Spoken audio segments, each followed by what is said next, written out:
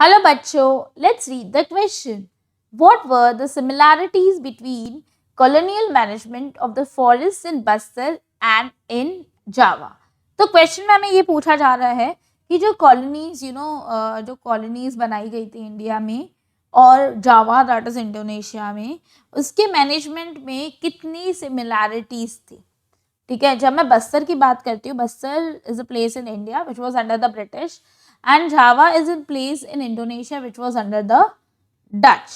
ठीक है, और जावा और बस्तर दोनों कॉलोनीज थी under British and in Dutch, दोनों ने कंट्रोल कर रखा था. और उनकी जो मैनेजमेंट था फॉरेस्ट को लेकर, उसमें बहुत सारी सिमिलैरिटीज थी. तो हम देखते हैं कि क्या क्या सिमिलैरिटीज थी दोनों के बीच में. ठीक है, अब जब मैं बात कर रही हूँ फॉरेस्ट की, तो दोनों ने इक्वली फॉरेस्ट लॉज एनेक्ट करे.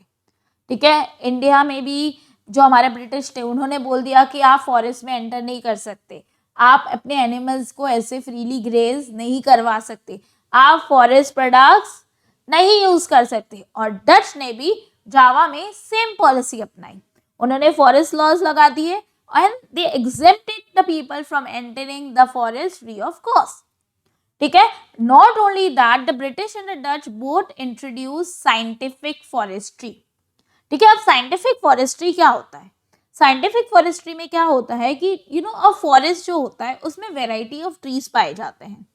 ठीक है, तो अकॉर्डिंग टू द ब्रिटिश क्या है कि ये वेराइटी ऑफ ट्रीज क्या काम आ रहा है, डच के हिसाब से भी ये वेराइटी ऑफ ट्रीज क्या काम आ रहा है, तो हम ऐसा करते हैं पूरे फॉरेस्ट को क्लियर कर देते हैं और वहाँ एक ही तरीके के ट्रीज ग्रो करते हैं जो कमर्शियली इम्पोर्टेंट हो.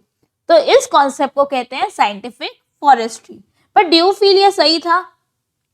हमारे पास जो वैरायटी थी उसको खत्म करना सही था? नहीं था, मगर ब्रिटिश और डच के हिसाब से वो सही था. उसके साथ साथ उन्होंने शिफ्टिंग कल्टीवेशन पे भी बैन लगा दिया, जावा में भी और बस्तर में भी. ठीक है, अब बस्तर में देखते हैं ब्रिटिश ने क्या किया. बस्तर में क्या बोला ब्रिटिश ने कि मैं ऐसा करता हूँ, आप लोग को एक पॉलिसी या एक स्कीम देता हूँ.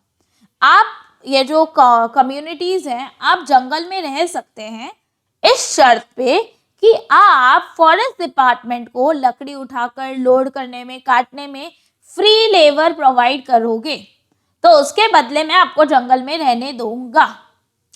अब इमेजिन, अगर वो फ्री में जंगल में रहने देंगे बट खाने पीने को तो चाहिए ना, how will the people manage? मगर अब उनके पास कोई डिपार्टमेंट ही नहीं था, बिकॉज कोई ऑप्शन ही नहीं रह गया था उनके पास. ये लोग कहाँ जाते? ये सोनो तो इनको काम करना पड़ा. बहुत सारे लोगों ने they raise their voice, but the colonies the colonial power they just suppressed it. अब जब मैं जावा में आती हूँ, तो जावा में तो एक अलग ही सिस्टम लॉन्च करा था डच ने, जिसका नाम था ब्लैंडोंगडिंग सिस्टम. ओके, तो व्हाट वाज दिस ब्लैंडोंगडिंग सिस्टम?